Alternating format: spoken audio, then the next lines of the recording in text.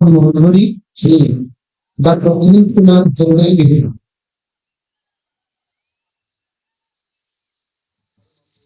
ದೀಪಾವಳಿಗಳಲ್ಲಿ ಅನಂತ ಪ್ರಣಾಮಗಳನ್ನು ಸಲ್ಲಿಸಿ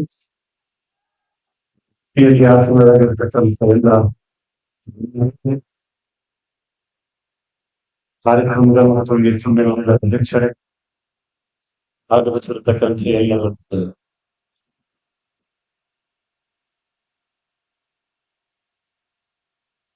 ಇಲ್ಲಿ ಬಂದು ನಿಂತಾಗ ಸುಮಾರು 20-30 ವರ್ಷಗಳಿಂದ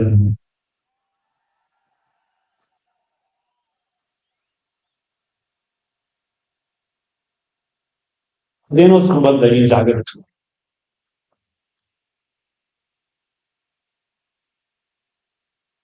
ಸಂಘ ಶುರುವಾಗಿ 100 ವರ್ಷ ಆಯ್ತು.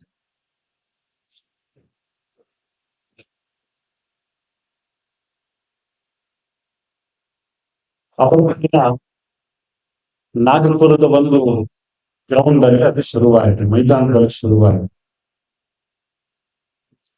ಯಾರು ಕೂಡ ಕಲ್ಪನೆ ಮಾಡಿರಲಿಕ್ಕಿಲ್ಲ, ಮಾಡಿದ್ವಿ.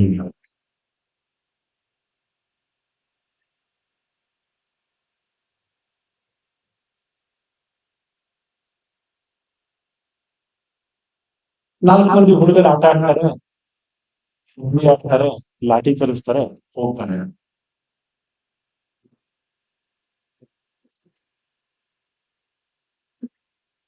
ಇದರ ಆ ಭವ್ಯ ಕನಸಿನ ಮುನ್ನೋಟ ಯಾರಿಗೂ ಕೂಡ ಇಲ್ಲಿ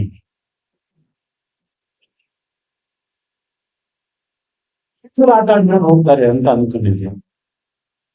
ಇವತ್ತು ಕೂಡ ಅದೇ ತರ ಅನ್ಕೊಂತೀವಿ ನಾವು. ದೊಡ್ಡ ಮನುಷ್ಯರು ಅಂತ ಅನ್ಕೊಂಡಿರೋರೆಲ್ಲ ಗ್ರೌಂಡ್ ಅಲ್ಲಿ ಆಟ ಆಡೋ 4 ಮಂದಿ ಚಿತ್ರನ ನೋಡಿ ಇಷ್ಟೇನೆ ಅಂತ ಅನ್ಕೊಂಡು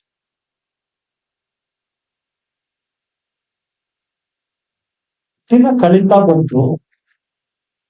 100 ವರ್ಷಗಳು ಗತಿಸಿದೆ. ಅವತ್ತಿನ ಸ್ಥಿತಿಗೂ ಇವತ್ತಿನ ಸ್ಥಿತಿಗೂ ಒಮ್ಮೆ ತುಲನೆ ಮಾಡಿದ್ರೆ ಒಳ್ಳೆಯದು. ಸ್ವಾತಂತ್ರ್ಯ ಸಿದ್ಧಾಂತದ ಒಂದು ಅತ್ಯುನ್ನತ ಘಟ್ಟದಲ್ಲಿತ್ತು ಆ ಸಮಯ. ಬಹುತೇಕ ಜನ ಸ್ವಾತಂತ್ರ್ಯ ಹೋರಾಟದಲ್ಲಿ ಪಾಲ್ಗೊಂಡಿದ್ರು. ಡಾಕ್ಟರ್ ಹೆಡ್ಗೇವಾರ್ ಕೂಡ ಸ್ವಾತಂತ್ರ್ಯ ಹೋರಾಟಗಾರರು. ನಂತರದಲ್ಲಿ ಏನ್ ಅನಿಸ್ತೋ ಏನೋ, ಅದಕ್ಕಿಂತ ಹೊಸದಾಗಿ ಬೇರೇನೋ ಮಾಡಬೇಕು ಅಂತ ಅನಿಸ್ತು. 4 ಮಂದಿ ನಿಲ್ಸ್ಕೊಂಡು ಕರ್ಕೊಂಡು ಆಟ ಆಡ್ಲಿಕ್ಕೆ ಶುರು ಮಾಡಿದ್ರು. ಇವತ್ತು ಇದು ಇಷ್ಟು ಹೆಮ್ಮರವಾಗಿ ಬೆಳೆದಿದೆ, ಜಗತ್ತು ಭಾರತವನ್ನ ಒಪ್ಕೊಳ್ಳೋ ಸ್ಥಿತಿಗೆ ತಂದು ನಿಲ್ಲಿಸಿದೆ. 4 ಮಂದಿ ಹುಡುಗರಿಂದ ಪ್ರಾರಂಭವಾಗಿರ್ತಕ್ಕಂತಹ ಒಂದು ಸಂಘಟನೆ ಇವತ್ತು ಜಗತ್ತು ಭಾರತವತ್ತ ತಿರುಗಿ ನೋಡಬೇಕು, ಭಾರತವನ್ನ ತಲೆ ಎತ್ತಿ ನೋಡಬೇಕು, ಭಾರತವನ್ನ ಒಪ್ಪಬೇಕು. ಸಿಗುತ್ತಾರೆ.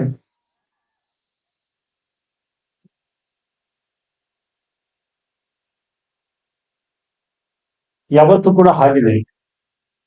ಗೋಮುಖದಲ್ಲಿ ಯಾರು ಗಂಗೆಯನ್ನ ನೋಡಿರ್ತಾರೆ ಅವರಿಗೆ ಅದರ ಅರಿವಿದೆ. ಒಂದು ಸಣ್ಣ ಹರಿವು. ಗಂಗಾಸಾಗರದಲ್ಲಿ ಗಂಗೆಯನ್ನು ನೋಡ್ಕೊಂಡು ಹೋಗಿ ಗೋಮುಖದಲ್ಲಿ ಗಂಗೆಯನ್ನ ನೋಡಿದಾಗ ಗಜಗಜಾಂತರ ವ್ಯತ್ಯಾಸ. ಇದು ಗಂಗೆಯ ಅಂತ ಅನ್ಸ್ಬಿಡುತ್ತೆ. ಗಂಗಾಸಾಗರದ ಗಂಗೆಗೂ ಗೋಮುಖದ ಗಂಗೆಗೂ ಇದು ಗಂಗೆನ ಅಂತ ಅನ್ಸ್ಬಿಡುತ್ತೆ. ತಿಳಿಯಾಗಿ ಹರಿತಾ ಇರತಕ್ಕಂಥ ಗಂಗೆ ಅಲ್ಲಿ ಭೌತಿಕವಾಗಿ ಸಮುದ್ರಕ್ಕೆ ತನ್ನ ಹೆಸರನ್ನ ಇಟ್ಟಿರ್ತಕ್ಕಂಥ ಗಂಗೆ ಪ್ರಾರಂಭದಲ್ಲಿ ಒಂದು ಸಣ್ಣ ಜಲಧಾರ.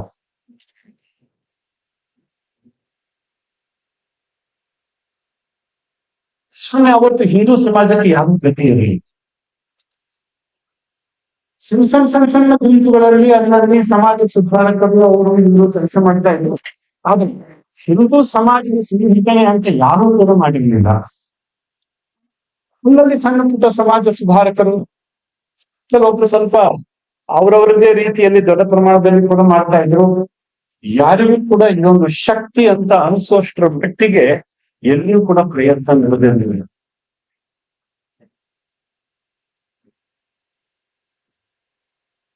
ಆದ್ರೆ ಅವತ್ತು ಪ್ರಾರಂಭ ಆಗಿರತಕ್ಕಂಥ ಆ ಒಂದು ಚಿಕ್ಕ ಕಿರುಧಾರೆ ಇವತ್ತು ನಾವಿಲ್ಲಿ ಸೇರಿದ್ವಿ, ಸಾವಿರಾರು ಜನ ಸೇರಿದ್ವಿ, ಒಂದೇ ವಿಷಯಕ್ಕೋಸ್ಕರ ಸೇರಿದ್ವಿ. ಹಿಂದೂಗಳು ನಾವು ಒಂದಾಗಬೇಕು, ಹಿಂದೂಗಳು ನಾವು ಗಟ್ಟಿಯಾಗಿ ನಿಲ್ಲಬೇಕು ಅಂತಕ್ಕಂಥ ಸಂಕಲ್ಪದೊಂದಿಗೆ, ವಿಶ್ವಾಸದೊಂದಿಗೆ ನಾವಿಲ್ಲಿ ಸೇರಿದ್ವಿ. ಸ್ವಾಮಿ ದೇಶದ ಅನೇಕ ಗ್ರಾಮಗಳಲ್ಲಿ, ಮೂಲೆ ಮೂಲೆಗಳಲ್ಲಿ, ಅದು ಹಿಮಾಲಯದ ತುದಿಯಿಂದ ಪ್ರಾರಂಭ ಮಾಡಿ ಕನ್ಯಾಕುಮಾರಿಯ ತನಕ ಮೂಲೆ ಮೂಲೆಗಳಲ್ಲಿ ಇದೇ ರೀತಿಯ ಸಮ್ಮೇಳನಗಳು ನಡೀತಾ ಇದ್ದಾವೆ. ಒಂದು ವರ್ಷದ ತನಕ ನಡೆಯುತ್ತೆ. ಕೆಲವರಿಗೆ ಅನ್ಸ್ಬೋದು ಕೇವಲ ಸಾವಿರಾರು ಜನ ಅಂತ. ಇಲ್ಲಿ ಕುಳಿತಿರತಕ್ಕಂತಹ ಒಬ್ಬೊಬ್ರು ಕೂಡ ಇತಿಹಾಸವನ್ನ ರಚನೆ ಮಾಡ್ತಾ ಇದ್ದಾರೆ. ಜಗತ್ತಿನ ಹಿಂದುತ್ವದ ಕುರಿತಂತೆ, ಒಂದು ವಿಷಯದ ಕುರಿತಂತೆ, ಸಮಾಜದ ಉನ್ನತಿಗೆ ಕುರಿತಂತೆ, ಸಮಾಜದ ಬಗ್ಗೆ ಕಳಕಳಿಯನ್ನ ಇಟ್ಕೊಂಡು ಸೇರಿರ್ತಕ್ಕಂಥ ಒಂದು ಸಮೂಹ ಅಷ್ಟೊಂದು ದೊಡ್ಡ ಸಂಖ್ಯೆ ಇರುತ್ತೆ ಜಗತ್ತಿನ ಜಾಗತಿಕ ದಾಖಲೆ. ಆ ದಾಖಲೆಯನ್ನ ಬರೆಯೋದ್ರಲ್ಲಿ ನಿಮ್ಮ ಪಾತ್ರವೂ ಇದೆ, ನಿಮ್ಮ ಸ್ಥಾನವೂ ಇದೆ. ಕೋಟ್ಯಾಂತರ ಜನ ಈ ತರ ಸಮ್ಮೇಳನಗಳಲ್ಲಿ ಭಾಗವಹಿಸ್ತಾ ಇದ್ದಾರೆ. ಅವ್ರದ್ದೆಲ್ಲರದ್ದು ಆಶಯ ಒಂದೇ, ಹಿಂದೂ ಸಮಾಜ ಆಗಬೇಕು, ಹಿಂದೂ ಸಮಾಜ ಗಟ್ಟಿ ಆಗಬೇಕು, ಹಿಂದೂ ಸಮಾಜ ತಲೆ ಎತ್ತಿ ನಿಲ್ಲಬೇಕು ಅಂತ.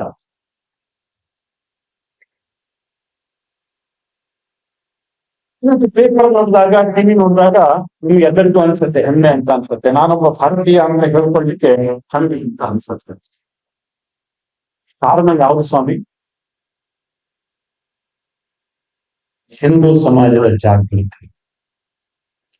ಸಮಾಜಕ್ಕೆ ಒಳಿತಾಗಬೇಕು, ಸಮಾಜ ಒಂದಾಗಬೇಕು ಅಂತ ಮಲೆತು ನಿಂತ ಧ್ವನಿಯಲ್ಲಿದೆ. ಅದರ ಪರಿಣಾಮ ಇವತ್ತು ಜಗತ್ತಿಗೆ ಕೇಳಿಸಿದೆ. ಜಗತ್ತು ತಲೆಬಾಗಬೇಕು, ಜಗತ್ತು ತಲೆಬಾಗಬೇಕು.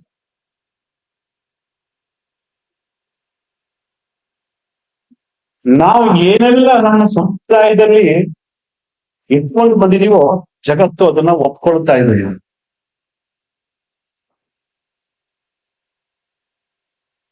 ವಿಶ್ವ ಯೋಗದ ದಿವಸ 125ಕ್ಕೂ ಹೆಚ್ಚು ದೇಶಗಳು, ಅಲ್ಲಿನ ಪ್ರಧಾನಮಂತ್ರಿಗಳು, ಅಂಬಾಸಿಡರ್ಸ್, ರಾಯಭಾರಿಗಳು ಎಲ್ಲರೂ ಸೇರಿ ಒಂದೇ ದಿವಸ ಒಂದೇ ಕಾಲಕ್ಕೆ ಯೋಗಾಸನವನ್ನ ಮಾಡ್ತಾರೆ, ಯೋಗವನ್ನ ನಡೆಸ್ತಾರೆ. ಮುಂಚೆ ಯೋಗಾಸನ ಅಂತಂದ್ರೆ ಇದೊಂದು ದೊಡ್ಡ ದೊಂಬರಾಟ ಅಂತ ಕರೀತಿದ್ರು ಜನ. ಇದು ನಮ್ಮ ರಾಜಕೀಯ ಪ್ರಭಾವ ಅಲ್ಲ, ಬದಲಾಗಿ ಇಲ್ಲಿನ ಹಿಂದೂ ಸಮಾಜ ಗಟ್ಟಿಯಾಗಿ ನಿಂತು ಬಗೆ ಹಾಕಿರೋ ಪರಿಣಾಮ.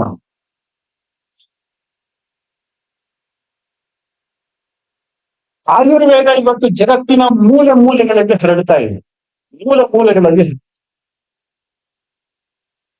ಯಾವ main stream medical system, medical modality ಇದನ್ನ ಅಂಥ ದಿಗ್ಗಜಗಳೆಲ್ಲರೂ ಕೂಡ ಇವತ್ತು ಆಯುರ್ವೇದವನ್ನು ಒಪ್ಕೊಳ್ಳಿಕ್ಕೆ ಶುರು ಮಾಡಿದ್ದಾರೆ.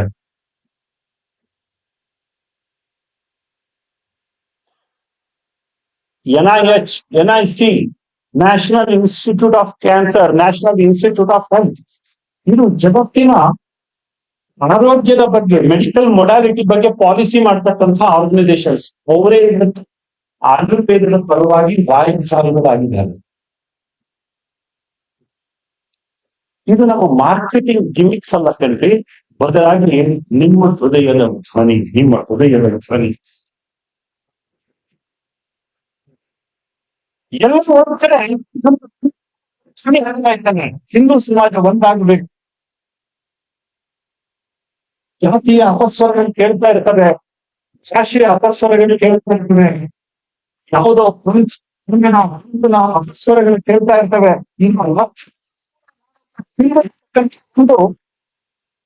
ನೋಡಿ, ಎಲ್ಲೋ ಒಂದ್ ಕಡೆ ಚಿಂತಾ ಇದೆಯಲ್ಲ, ಇದರ ಪರಿಣಾಮ ನಾವು ಇಟ್ಟ ಹೆಜ್ಜೆಗೆ ಜಗತ್ತು ನಮಸ್ಕಾರ ಮಾಡ್ತಾ ಇದೆ. ಬಿಹಾರದಲ್ಲಿ ಬುದ್ಧಗಯಾದಲ್ಲಿ ಬುದ್ಧನ ದೇವಸ್ಥಾನ ಇದೆ ದೊಡ್ಡ. ಆ ದೇವಸ್ಥಾನದ ಪಕ್ಕದಲ್ಲಿ ಕಮಲದ ಹೂವಿನ ಕೊಳ ಇದೆ. ಅಲ್ಲಿ ದೊಡ್ಡ ದೊಡ್ಡ ಕಲ್ಲಿನ ಮತ್ತು ಬಂಗಾರದ ಕಮಲಗಳನ್ನ ನಿರ್ಮಾಣ ಮಾಡಿದ್ದಾರೆ. ಬುದ್ಧನಿಗೆ ಜ್ಞಾನೋದಯ ಆದ ನಂತರದಲ್ಲಿ ಅವನು ಇಟ್ಟ ಹೆಜ್ಜೆಯ ಗುರುತು ಅದು. ಅಲ್ಲಿ ಕಮಲಗಳನ್ನು ನಿರ್ಮಾಣ ಮಾಡಿದ್ದಾರೆ, ಬಂಗಾರದ ಕಮಲಗಳಿವೆ ಅವನು. ಇವತ್ತು ಭಾರತ ಇಟ್ಟ ಹೆಜ್ಜೆಗೆ ಜಗತ್ತು ನಮಸ್ಕರಿಸ್ತಾ ಇದೆ. ಕಾರಣ ನಿಮ್ಮ ಹೃದಯದಲ್ಲಿ ಎದ್ದಿರತಕ್ಕಂತ ಹಿಂದುತ್ವದ ಕಿಚ್ಚು.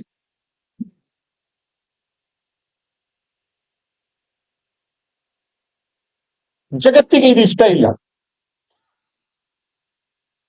ಜಗತ್ತು ನಮ್ಮನ್ನು ಜರಿತಾ ಇದೆ. ಜಗತ್ತು ನಮ್ಮನ್ನು ದುರ್ಬಲಗೊಳಿಸಬೇಕು ಅಂತಕ್ಕಂಥ ಹುನ್ನಾರ. ಆದ್ರೆ ಇಲ್ಲಿನ ಸಮಾಜ ತೀರ್ಮಾನ ಮಾಡಿಬಿಟ್ಟಿದೆ. ಎಲ್ಲೋ ಒಂದ್ ಕಡೆ ತೀರ್ಮಾನ ಮಾಡಿ ಕುಳಿತಿಲ್ಲ. ಹೆಜ್ಜೆ ಹೆಜ್ಜೆಯಾಗಿ ಮುಂದಡಿ ಇಡ್ತಾ ಇದೆ, ಹೆಜ್ಜೆ ಹೆಜ್ಜೆಯಾಗಿ ಮುಂದಡಿ ಇಡ್ತಾ ಇದೆ. ಇತಿಹಾಸದಲ್ಲಿ ಕಂಡು ಕೇಳರಿಯದ ವೇಗದಲ್ಲಿ ಇವತ್ತು ನಮ್ಮ ಗತಿ ಹೊರಟಿದೆ. ಇತ್ತೀಚಿನ ದಿನಗಳಲ್ಲಿ ನೀವು ನೋಡಿರ್ಬೋದು, ಜಗತ್ತಿನ ಪ್ರಧಾನಮಂತ್ರಿಗಳು, ಅಧ್ಯಕ್ಷರು ಎಲ್ಲರೂ ಕೂಡ ಭಾರತ ನಮ್ಮ ಗುರು ಅಂತ ಕರೀತಾರೆ. ಯಾಕೆ? ಎಲ್ಲರಿಗೂ ಗೊತ್ತಿದೆ, ಜಗತ್ತಿನಲ್ಲಿ ಎಲ್ಲರಿಗೂ ಕೂಡ ಗೊತ್ತಿದೆ. ಮೊನ್ನೆ ತಾನೇ ಯುರೋಪಿಯನ್ ಯೂನಿಯನ್ ಅಧ್ಯಕ್ಷೆ ಬಂದವರು ಹೇಳಿದ್ರು, ನಮ್ಗೆ ಏನಾದ್ರೂ ವಿಜ್ಞಾನ ಕಲಿಸಿದ್ರೆ ಅದು ಭಾರತ ಅಂತ. ಅವರೇ ಹೇಳಿದ್ರು, ಜಗತ್ತಿಗೆ ಏನಾದ್ರೂ ಗಣಿತ ಕಲಿಸಿದ್ರೆ ಅದು ಭಾರತ ಅಂತ. ಇಷ್ಟು ದಿವಸಗಳ ಕಾಲ ಅವ್ನ ಬಾಯಿನಲ್ಲಿ ಬರ್ತಿರ್ಲಿಲ್ಲ. ಇಷ್ಟು ದಿವಸಗಳ ಕಾಲ ಬರ್ತಿರ್ಲಿಲ್ಲ. ಸೈನ್ಸ್, ಟೆಕ್ನಾಲಜಿ, ಇನ್ನೋವೇಷನ್ ಎಲ್ಲದೂ ಕೂಡ ಯುರೋಪ್ನಿಂದ ಪ್ರಾರಂಭ ಆಯ್ತು, ಫ್ರಾನ್ಸ್ನಿಂದ ಪ್ರಾರಂಭ ಆಯ್ತು, ಜರ್ಮನಿಯಿಂದ ಪ್ರಾರಂಭ ಆಯ್ತು, ಇಂಗ್ಲೆಂಡ್ನಿಂದ ಪ್ರಾರಂಭ ಆಯ್ತು, ಅಮೆರಿಕಾದಲ್ಲಿ ಶುರುವಾಯ್ತು. ಇದೇ ತುತ್ತೂರಿ ಬಿಡ್ತಾ ಇದ್ರು, ತುತ್ತೂರಿ ಊದುತ್ತಾ ಇದ್ರು. ಆದ್ರೆ ಇತ್ತೀಚೆಗೆ ಬಂದವ್ರು ಹೇಳ್ತಾರೆ, ನಮಗೆ ನಾಗರಿಕತೆಯನ್ನ ಕಲಿಸಿಕೊಟ್ಟಿದ್ದು ಭಾರತ. ಆದ್ರೆ ನಮಗೆ ಹೇಳ್ಕೊಟ್ಟಿಲ್ಲ ಸ್ವಾಮಿ. ನಮಗೆ ಇಲ್ಲಿ ಮಾತ್ರ ಅಕ್ಬರನೇ ಮಹಾಪುರುಷ ಆಗಿದ್ದ ಅನ್ನೋಂಥದ್ದು ಹಳೆಯ ಒಡೆದ ತುತ್ತೂರಿಯನ್ನೇ ಕಿವಿ ನುಂಗುತ್ತಾರೆ.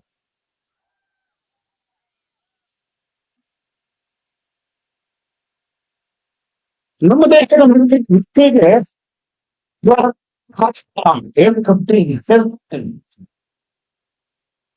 ಜಗತ್ತನ್ನ ಗೆದ್ದವರು ಯಾರು? ಜಗತ್ತಿನ ಮಹಾನ್ ದಂಡನಾಯಕರು ಯಾರು? ಸಿಕಂದರ್ನ ಬಗ್ಗೆ ಹೇಳ್ತಾರೆ, ಸಿಕಂದರ್ನ ಬಗ್ಗೆ ಹೇಳ್ತಾರೆ, ಅಲೆಕ್ಸಾಂಡರ್ನ ಬಗ್ಗೆ ಹೇಳ್ತಾರೆ. ಇಲ್ಲಿ ಕುಳಿತಿರತಕ್ಕಂಥವರಿಗೆ ಹೆಮ್ಮೆ ಆಗಬೇಕು ಕಂಡ್ರಿ, ಜಗತ್ತಿನ ಮಹಾನ್ ದಂಡನಾಯಕ, ಜಗತ್ತಿನಲ್ಲಿ ಅಲೆಕ್ಸಾಂಡರ್, ಸಿಕಂದರ್ ಯಾರು ಕೂಡ ಗೆಲ್ಲಿಕ್ಕೆ ಸಾಧ್ಯ ಆಗದೆ ಇರುವಷ್ಟು ಅತ್ಯಂತ ಕ್ಷೇತ್ರ ಗೆದ್ದಿರ್ತಕ್ಕಂಥವರು ಕಾಶ್ಮೀರದ ಲಲಿತಾದಿತ್ಯ, ಈಡಿಗರ ಸಮುದಾಯದ ನಾಯಕ.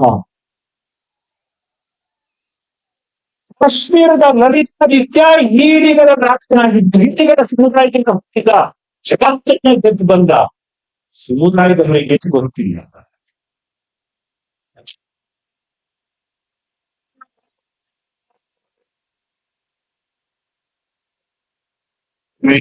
ನಮ್ಮ ರಕ್ತ ಜಗತ್ತನ್ನ ಗೆದ್ದಿದೆ ಅಂತ ಯಾರಿಗರಿ ಗೊತ್ತಿತ್ತು? ಒಂದಲ್ಲ ಎರಡಲ್ಲ ಕಣ್ರಿ, ಜಗತ್ತನ್ನ ಮೆಟ್ಟಿ ನಿಂತಿರ್ತಕ್ಕಂಥ ರಕ್ತ ಇಲ್ಲಿರ್ತಕ್ಕಂಥ ರಕ್ತ. ಜಗತ್ತನ್ನ ಬಗ್ಗು ಬೆಳೆಸಿರ್ತಕ್ಕಂಥ ರಕ್ತ, ಜಗತ್ತಿನ ದುರಹಂಕಾರವನ್ನ, ಜಗತ್ತಿನ ಅನಾಗರಿಕತೆಯನ್ನ ರಕ್ತ ಇಲ್ಲಿರ್ತಕ್ಕಂಥ ರಕ್ತ. ಆದ್ರೆ ದುರಂತ ಸ್ವಾತಂತ್ರ್ಯದ ನಂತರದಲ್ಲಿ ನಮಗೆ ಹೇಳ್ಕೊಟ್ಟಿದ್ದೇನು? ನಮ್ಮ ದೇಶಕ್ಕೆ ಯಾರು ಸ್ವಾತಂತ್ರ್ಯ ಕೊಡಿಸಿದ್ರು? ಸುಭಾಷ್ ಚಂದ್ರ ನೆನಪಾಗುದಿಲ್ಲ, ಸ್ವಾತಂತ್ರ್ಯ ವೀರ್ ಸಾವರ್ಕರ್ ನೆನಪಾಗುದಿಲ್ಲ ನಮ್ಗೆ. ಅವ್ರನ್ನೆಲ್ಲರನ್ನು ಬದಿಗಿಟ್ಟು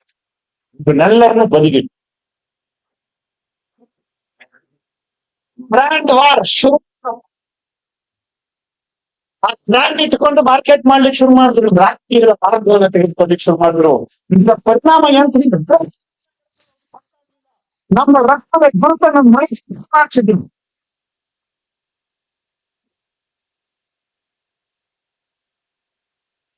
ಭಾರತ ಅಂತಂದ್ರೆ ಏನು? ಪರಸ್ಪರ ಕಿತ್ತಾಡ್ತಾ ಇರ್ತಕ್ಕಂಥ ದೇಶ, ನಾಗರಿಕರ ದೇಶ, ಹವಾಳಿಗರ ದೇಶ, ಮೂಢನಂಬಿಕೆಗಳ ದೇಶ. ಇದನ್ನೇ ನಮಗ್ ಕಲಿಸಿದ್ರು. ಇವತ್ತು ಕೂಡ ಸತಿ ಸಾಗಮನ ಆಗ್ತಾ ಇರತಕ್ಕಂಥ ದೇಶ, ಜೀವಂತವಾಗಿ ಸುಡ್ತಾ ಇದ್ರು.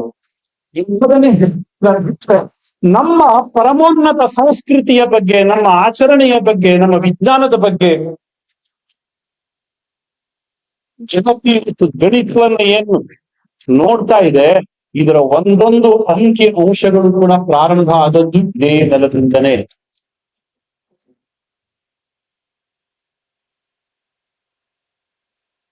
ವಾರದ 7 ದಿವಸ ಅಂತ ಕರೀತೇವೆ. ಜಗತ್ತಿನಲ್ಲಿ ಎಲ್ಲಾ ಕಡೆ 7 ದಿವಸ ಯಾಕೆ? ಬುದ್ಧಿವಂತರಾದ್ರೆ 8 ದಿವಸ ಮಾಡ್ತಿಲ್ಲ, 9 ದಿವಸ ಮಾಡ್ತಿತ್ತಲ್ಲ. ಆಗ್ಲಿಲ್ಲ. ಇದನ್ನ ಅವ್ರು ಹೇಳ್ಕೊಟ್ಟಿದ್ದ ನಮಗೆ. ಜಗತ್ತಿನಲ್ಲಿ ವಾರದಲ್ಲಿ 7 ದಿವಸ ಅಂತ ಹೇಳ್ಕೊಟ್ಟಿದ್ದು ಜಗತ್ತಿನಲ್ಲಿ ಇಂಗ್ಲೆಂಡ್ ಅವ್ರು ಬಂದು ಹೇಳ್ಕೊಡ್ತಾರೆ ನಮಗೆ. ಜಗತ್ತು ದುಂಡಗಿದೆ, ಗೋಲಾಕಾರದಲ್ಲಿದೆ ಅಂತ ಕೆಲನಿಯೋ ಹೇಳಿದ್ದಕ್ಕೆ ಅವನಿಗೆ ವಿಷ ಕುಡಿಸಿ ಸಾಯಿಸಿರೋ ಸಮುದಾಯ ಇವತ್ತು ವಿಜ್ಞಾನದ ಬಗ್ಗೆ ಹೆಮ್ಮೆಯನ್ನು ಪಡ್ಕೊಳ್ಳುತ್ತೆ. ಆದ್ರೆ ನಾವು ಕೀಳರಿ ಮೇಲಿರ್ತೀವಿ. ವಿಜ್ಞಾನ ತಂತ್ರಜ್ಞಾನ ಎಲ್ಲ ಯುರೋಪ್ದಲ್ಲಿ ಅಂತ. ಸ್ವಾಮಿ ಗೆಲಿಲಿಯ ಹುಟ್ಟೋಕ್ಕಿಂತ ಸಾವಿರ ವರ್ಷಗಳ ಹಿಂದೆ ನಾವು ಪೂಜೆ ಮಾಡ್ತಾ ಇರುವಂತವ್ರು ಯಾರಿದ್ದೀವಿ? ಇದೇ ಸಮುದಾಯದ ಜನ. ನಾವು ಅವತ್ತು ಭಾಗ್ಯರಿದ್ವಿ, 9 ಗ್ರಹಗಳಿದ್ವು, ಇವತ್ತು ಬುದ್ಧಿವಂತರಾಗಿದ್ವಿ, ಅದಕ್ಕೋಸ್ಕರ ಸುತ್ತಾಗಿದೆ, ಹನ್ನೊಂದಾಗಿದೆ. ಸಾಧ್ಯ ಆಗ್ಲಿಲ್ಲ ಅಲ್ವಾ? ಪ್ರತಿನಿತ್ಯ ಸೂರ್ಯ ಉದಯ ಆಗಬೇಕಾದ್ರೆ ಯಾವ ಗ್ರಹದ ಮುಖಾಂತರ ಆಗ್ತಾನೋ ಅದು ಕೇವಲ 7 ಗ್ರಹಗಳ ಮುಖಾಂತರ ಮಾತ್ರ ಸೂರ್ಯನ ಪ್ರವೇಶ ಈ ಭೂಮಿಗೆ ಆಗತ್ತೆ. ಭಾನುವಾರದ ದಿವಸ, ಸೋಮವಾರದ ದಿವಸ, ಮಂಗಳವಾರದ ದಿವಸ ಆಯಾ ಗ್ರಹಗಳ ಪ್ರತಿಫಲನದ ಬೆಳಕು ಇಲ್ಲಿಗೆ ಭಾನುವಾರ ದಿವಸ ನೇರವಾಗಿ ಬೆಳಕು ಭೂಮಿಗೆ ಬರುತ್ತೆ. ಯಾವ ಗ್ರಹಕ್ಕೆ ಪ್ರತಿಫಲನ ಅಲ್ಲೇ ಅಲ್ಲ. ಸೋಮವಾರದ ದಿವಸ ಚಂದ್ರನ ಪ್ರತಿಫಲನ ಮೊದಲನೇ ಕಿರಣ ಈ ಭೂಮಿಗೆ ಬೀಳುತ್ತೆ. ಮಂಗಳ ಗ್ರಹದ ಪ್ರತಿಫಲನ ಅದು ಮಂಗಳವಾರದ ದಿವಸ ಬೀಳುತ್ತೆ. ಈ ಸೈಂಟಿಫಿಕ್ ಕ್ಯಾಲ್ಕುಲೇಷನ್ ಮೇಲೇನೆ ನಮ್ಮ ವಾರಗಳ ವಿಷಯ ಅದು ಕಂಡ್ರಿ. ಮಂಡೇ, ಟ್ಯೂಸ್ಡೇ, ವೆಡ್ನೆಸ್ಡೇ ಅಲ್ಲಿ 8-9 ದಿನಗಳಾಗಲಿಲ್ಲ, ಅದು ವಾರಗಳ 7. ಅಲ್ಜಿಬ್ರಾ ಅರೇಬಿಯನ್ರು ಕಳಿಸಿದ್ರು ಅಂತ ಹೇಳಿ. ಮೊನ್ನೆ ತನಕನೂ ಪಿಡ್ಲಿಕ್ಕೆ ಭಾರತ ನೀರು ಕಳಿಸ್ಬೇಕಿತ್ತು. ಭಾರತದ ರೂಪಾಯಿ ಅಲ್ಲಿಯ ಕರೆನ್ಸಿ ಆಗಿತ್ತು. ಗಣಿತ ಅರೇಬಿಯನ್ರು ಕಳಿಸಿದ್ರು, ಗಣಿತ ಕಳಿಸಿದ್ರು. ಎಂತ ಹುಟ್ಟು ಸಂಗತಿಗಳನ್ನ ನಮ್ಮ ತಲೆಯಲ್ಲಿ ತುಂಬಿದ್ರು ಅಂತಂದ್ರೆ ನಮ್ಮದು ಏನಿದೆ. ನಾವು ಬಡಪಾಯಿಗಳು, ನಾವು ದಡ್ರು, ನಾವು ವಿಷಯಗಳ ದೇಶ ಆಗಿತ್ತು, ನಾವು ಹಿಂದುಳಿದವರಾಗಿರುತ್ತೆ. ಇವತ್ತು ಕೂಡ ಎಷ್ಟೋ ಜನರಿಗೆ ಅದೇ ಸ್ವಭಾವನೆ ಇದೆ. ಹಿಂದುಳಿದವರು ಅಂತ ಹೇಳ್ಕೊಳ್ಳಿಕ್ಕೇನೆ ಭಾರಿ ಒಂದು ರೀತಿ ಹೆಮ್ಮೆ. ನಾವು ಜಗತ್ತಿನ ಮೆಟ್ಟಿ ನಿಂತಿರ್ತಕ್ಕಂತಹ ಸಮುದಾಯ, ಆ ಒಂದು ಆತ್ಮವಿಶ್ವಾಸದ ಧ್ವನಿ ಇವತ್ತು ಕೂಡ ನಮಗೆ ಬರ್ತಾ ಇಲ್ಲ. ಕಾರಣ ಕಳೆದ 100 ವರ್ಷಗಳ ಗುಲಾಮಿ ಶಿಕ್ಷಣದ ಪರಿಣಾಮ.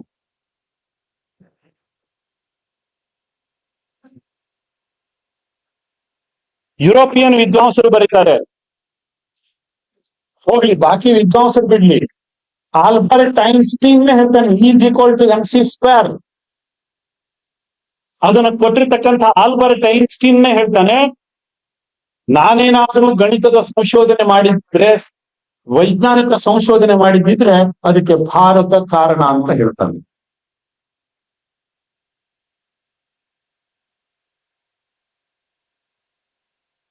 ಆದ್ರೆ ಮೈ ಮರವು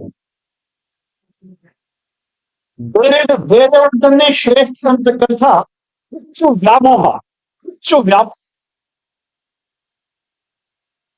ಇದರ ಪರಿಣಾಮವಾಗಿ ನಾವು ಸಾಯ್ತಾ ಇದ್ವಿ. ಇದರ ಮಧ್ಯದಲ್ಲಿ 100 ವರ್ಷದ ಹಿಂದೆ ಒಂದು ಧ್ವನಿ ಶುರುವಾಯಿತು. ಇಲ್ಲ, ಈ ಸಮಾಜಕ್ಕೆ ಎಲ್ಲೋ ಒಂದ್ ಕಡೆ ನಾವು ನಿಲ್ಸ್ಬೇಕು ಅಂತ. ಅವತ್ತನ್ಸಿರ್ಲಿಲ್ಲ ಅದರ ಮಹತ್ವ. ಇವತ್ತು ನೋಡಿ ಸ್ವಾಮಿ, ಅವತ್ತು 4 ಜನ ಹಿಂದೂ ಹೆಸರಲ್ಲಿ ಸೇರಿದ್ದಿಲ್ಲ. ಇವತ್ತು ಇಡೀ ಜಾಗತಿಕವಾಗಿ ಇಷ್ಟು ಜನ ಸೇರದೇ ಇರೋ ನಾವು ಸೇರ್ತಾ ಇದ್ದೀವಿ. ಕೋಟಿ ಕೋಟಿ ಸಂಖ್ಯೆಯಲ್ಲಿ ಇವತ್ತು ನಾವು ಸೇರ್ತಾ ಇದ್ದೀವಿ. ಕೆಲವರು ಇನ್ನೂ ಕೂಡ ಸುಲಭತಾ ಇದ್ದಾರೆ. RSS ಅನ್ನು ಮಟ್ಟ ಹಾಕ್ಬಿಡ್ತೀವಿ,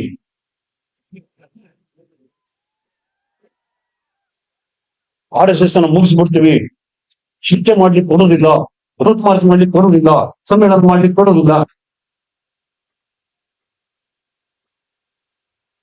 ಪಾಪ ಮಿಣುಕು ಹುಳ ಇರುತ್ತಲ್ವಾ, ಅದು ಹೇಳತ್ತಂತೆ ತನ್ನಿಂದನೇ ಬೆಳಗಾಗುತ್ತೆ, ತನ್ನಿಂದನೇ ಬೆಳಗಾಗುತ್ತೆ, ತನ್ನಿಂದನೇ ಬೆಳಗಾಗುತ್ತೆ. ಮನೆಯಲ್ಲಿರೋ ಕೋಳಿ ಹೇಳುತ್ತಂತೆ ತಾನು ಕೂಗಿದ್ರು ಮಾತ್ರ ಜಗತ್ತಲ್ಲಿ ಬೆಳಕಾಗತ್ತೆ, ಇಲ್ಲಂದ್ರೆ ಬೆಳಕೇ ಆಗುದಿಲ್ಲ ಅಂತ. ಇದಕ್ಕಿಂತ ಮತ್ಯಾವ್ದು ಉಡುಗೊರೆ ಕೊಡ್ಲಿ ಮಹಾನ್ ಭಾವನೆಗಳಿಗೆ?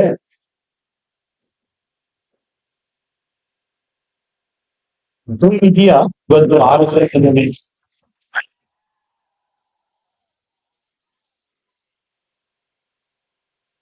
ಜಗತ್ತಿನ ಯಾರಿಗೂ ಕೂಡ ಇವತ್ತು RSS ಅನ್ನ, ಹಿಂದೂ ಸಮಾಜವನ್ನ, ಹಿಂದೂ ಜನಜಾಗೃತಿಯನ್ನ ತಡೆದು ನಿಲ್ಲಿಸ್ತಕ್ಕಂಥ ಸಾಮರ್ಥ್ಯ ಖಂಡಿತವಾಗಿಲ್ಲ, ಖಂಡಿತವಾಗಿಲ್ಲ. ನಾವಾಗಿ ಎದ್ದು ನಿಂತ್ಕೊಂತಾ ಇದೀವಿ, ನಾವಾಗಿ ಎದ್ದು ನಿಂತ್ಕೊಂತಾ ಇದೀವಿ. ನಮ್ಮ ಆತ್ಮವಿಶ್ವಾಸದ ಜೊತೆಗೆ ನಾವು ಎದ್ದು ನಿಂತ್ಕೊಳ್ತಾ ಇದೀವಿ. ಸಂಸ್ಕೃತದಲ್ಲಿ ಒಂದು ಮಾತಿದೆ, ಬಲಾಚ ಪೃಥ್ವಿ. ಎಲ್ಲಿ ಬಲ ಇದೆಯೋ, ಎಲ್ಲಿ ಶಕ್ತಿ ಇದೆಯೋ, ಅಲ್ಲೇನೆ ಜಗತ್ತು ನಮಸ್ಕಾರ ಮಾಡೋದು, ಅಲ್ಲೇನೆ ಜಗತ್ತು ನಮಸ್ಕಾರ ಮಾಡುತ್ತೆ. ಯಜ್ಞಕ್ಕೆ ಬಲಿ ಕೊಡೋದು, ದೇವರಿಗೆ ಬಲಿ ಕೊಡೋದು, ಹುಲಿಯನ್ನ ಕೊಡೋದಿಲ್ಲ, ಆನೆಯನ್ನ ಕೊಡೋದಿಲ್ಲ, ಸಿಂಹವನ್ನ ಕೊಡೋದೇ ಇಲ್ಲ. ಕೊಡೋದು ಯಾವುದು? ಕುರಿಯನ್ನ, ಕೋಳಿಯನ್ನ. ದೇವೋ ದುರ್ಬಲ ಘಾತಕ. ದೇವರಿಗೂ ಕೂಡ ದುರ್ಬಲರ ರಕ್ತವೇ ಭಾರಿ ಇಷ್ಟ. ದೇವ್ರು ಯಾವತ್ತು ಆನೆಯನ್ನು ಬಲಿ ಕೊಡಿ ಎಂದು ಕೇಳಿದಾನ? ದೇವರಿಗೂ ಕೂಡ ದುರ್ಬಲರ ರಕ್ತವೇ ಇಷ್ಟ. ನಾವು ದುರ್ಬಲರಾಗಿದ್ರೆ ಎಲ್ಲರಿಗೂ ನಮ್ಮ ಬಲಿ ಬೇಕು. ನಾವು ಪ್ರಬಲರಾಗಿದ್ರೆ, ನಾವು ಶಕ್ತಿಶಾಲಿಗಳಾಗಿದ್ರೆ, ನಾವು ಎದ್ದು ನಿಂತ್ಕೊಂಡು ಗರ್ಜನೆ ಮಾಡಿದ್ರೆ ಎಲ್ಲರೂ ಕೂಡ ನಮ್ಮ ಕಾಲ್ಬುಡದಲ್ಲಿ ಬಂದು ನಿಂತ್ಕೊಂತಾರೆ. ಸ್ವಾಮಿ, ಹಿಂದೂ ಸಮಾಜ ಇವತ್ತು ತಲೆ ಎತ್ತಿ ನಿಂತ್ಕೊಳ್ತಾ ಇದೆ. ಯಾರಿಗೇನೇ ಹೇಳಿ ಇದನ್ನು ನಿಲ್ಲಿಸಲಿಕ್ಕೆ ಸಾಧ್ಯನೇ ಇಲ್ಲ. ಜಗತ್ತಿನಲ್ಲಿ ಆ ಹೋದ ಪ್ರಾರಂಭ ಆಗಿದೆ. ತಾನಾಗಿ ಇವತ್ತು ಹಿಂದೂ ಸಮಾಜಕ್ಕೆ ಆ ಒಂದು ಆತ್ಮವಿಶ್ವಾಸ ಬಂದ್ಬಿಟ್ಟಿದೆ. ಆದ್ರೆ ಆ ಒಂದು ಮಹಾನ್ ಸಂಗ್ರಾಮದಲ್ಲಿ ನಮ್ಮ ಒಳಗಿನ ಕೆಲವೊಂದು ಓರೆಕೋರೆಗಳನ್ನು ನಾವು ತಿದ್ದುಕೋಬೇಕು. ಶಕ್ತಿಗೆ ಮತ್ತಷ್ಟು ಪುಷ್ಟಿಯನ್ನ ಕೊಡಬೇಕು ನಾವು.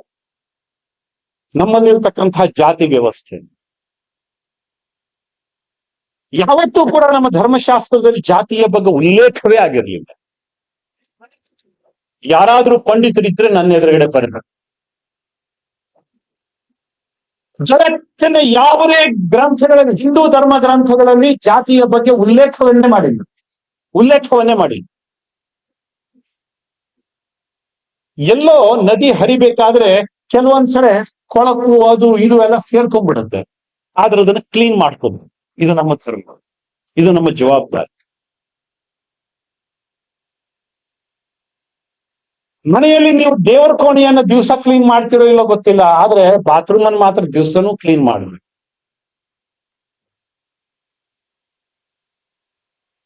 ದೇವ್ರ ಕೋಣೆಯನ್ನ ದಿವಸ ಕ್ಲೀನ್ ಮಾಡಿದ್ರೆ ನಿಮ್ ಮನೆಗೆ ಏನು ತೊಂದರೆ ಆಗೋದಿಲ್ಲ. ಆದ್ರೆ ಬಾತ್ರೂಮ್ ಅನ್ನು ಕ್ಲೀನ್ ಮಾಡದಿದ್ರೆ ನಿಮಗೆ ಮನೆಯಲ್ಲಿ ಕೂತ್ಕೊಳ್ಳಿಕ್ ಆಗುದಿಲ್ಲ.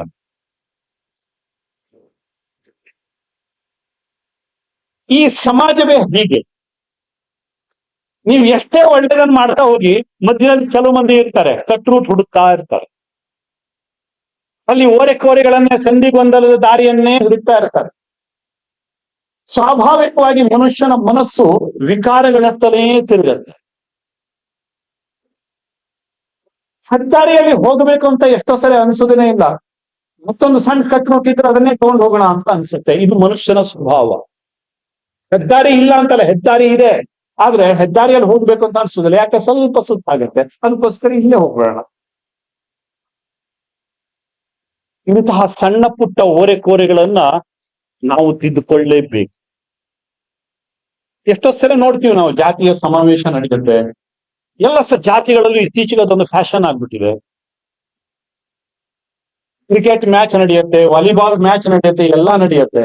ಸ್ವಾಮಿ, ನನ್ನನ್ನು ನೀವು ತಪ್ಪು ಅಂತ ಹೇಳಿ ತೊಂದರೆ ಇಲ್ಲ, ನನಗೆ ಬೇಸರವೇ ಇಲ್ಲ.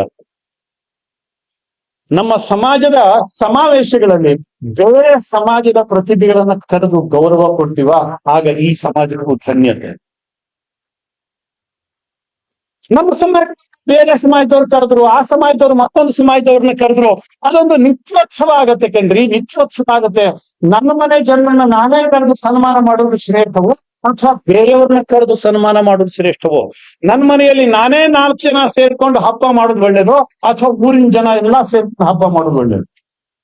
ಯಾವುದ್ರಲ್ಲಿ ತೃಪ್ತಿ ಇದೆ? ಹೌದು, ಎಲ್ಲರಿಗೂ ಬೇಕು ಜಾತಿ, ಇರ್ಲಿ, ಅವ್ರವ್ರ ಪಾಡಿಗೆ ಅದರಲ್ಲಿ ಇರ್ಲಿ. ಆದ್ರೆ ಸಮಾಜದ ಅಭಿವ್ಯಕ್ತತೆಯ ಸಮಯ ಬಂದಾಗ ನಾವೆಲ್ಲರೂ ಒಟ್ಟಾಗಿ ಒಂದಾಗಿ ನಿಲ್ಬೇಕು ಅಂತಕ್ಕಂಥ ಸಂಕಲ್ಪ ಮಾಡ್ಬೇಕಾದಂಥವ್ರು ಯಾರು? ಇದು ಯೋಚನೆಗೆ ಬಿಟ್ಟಿರ್ತಕ್ಕಂಥ ವಿಚಾರ. ಈ ತರ ವೇದಿಕೆಗಳಲ್ಲಿ ಹೌದು ಹೌದು ಅಂತ ತಲೆಯಲ್ಲಿ ಗಾಡಿಸ್ಬಿಡ್ತೀವಿ, ಆದ್ರೆ ಅದು ಹೋದ ತಕ್ಷಣವೇ ಜಾತಿಯ ಹುಳ ತಲೆಯಲ್ಲಿ ತಿಂತಾನೆ ಇರುತ್ತೆ. ಬಹುತೇಕ ಅದಕ್ಕಿಂತಲೂ ವಿಷದ ಚಿಂತನೆ ಮತ್ತೊಂದು ಯಾವುದು ಇರಲಿ, ಅದಕ್ಕಿಂತಲೂ ದೊಡ್ಡ ಅಪಾಯ ಮಾತು ಯಾವುದು ಕೂಡ ಇರ್ಲಿಕ್ಕಿಲ್ಲ. ನಮ್ಮನ್ನ ಕೊಂದಿದ್ದು ಇದೇ ರೀತಿಯ ಸಣ್ಣ ಸಣ್ಣ ಯೋಚನೆಗಳೇ. ಮುಸಲ್ಮಾನರು ನಮ್ಮನ್ನ ಏನು ಮಾಡ್ಲಿಕ್ಕೆ ಆಗಿರ್ಲಿಲ್ಲ, ಕ್ರಿಶ್ಚಿಯನ್ ಕೂಡ ನಮ್ಮನ್ನ ಏನು ಮಾಡ್ಲಿಕ್ಕೆ ಆಗಿರ್ಲಿಲ್ಲ. ಆದ್ರೆ ಜಯಚಂದನೇ ನಮ್ಮ ಸಮಾಜವನ್ನ ಒಡೆದದ್ದು. ಮಲ್ಲಪ್ಪ ಶೆಟ್ಟಿಯೇ ಕಿತ್ತೂರು ಚೆನ್ನಮ್ಮನನ್ನ ಸೋಲಿಸಿದ್ದು. ಸಾಕರೆ ಬ್ರಿಟಿಷರು ಕಿತ್ತೂರು ರಾಣಿ ಚೆನ್ನಮ್ಮನನ್ನ ಸೋಲಿಸಿಲ್ಲ, ಮಲ್ಲಪ್ಪ ಶೆಟ್ಟಿ ಸೋಲಿಸಿದ. ಜಯಚಂದ್ ಸೋಲಿಸಿದ, ಮುಸಲ್ಮಾನರು ನಮ್ಮನ್ನ ಸೋಲಿಸಿಲ್ಲ. ನಮಗೆ ಕನ್ನ ಹೊಡೆದಿರ್ತಕ್ಕಂಥವ್ರು ನಮ್ಮವರೇ. ಖಂಡಿತವಾಗಿ ಆ ಜಯಚಂದನ ಪರಂಪರೆ ನಮ್ದಾಗಬಾರ್ದು, ರಾಣಾ ಪ್ರತಾಪನ ಪರಂಪರೆ ಆಗಬೇಕು, ಶಿವಾಜಿಯ ಪರಂಪರೆ ಆಗಬೇಕು, ಲಲಿತಾದಿತ್ಯನ ಪರಂಪರೆ ಆಗಬೇಕು, ಛತ್ರಸಾಲನ ಪರಂಪರೆ ಆಗಬೇಕು, ವಿಜಯನಗರದ ಸಾಮ್ರಾಜ್ಯದ ಪರಂಪರೆ ನಮ್ಮದಾಗಬೇಕು.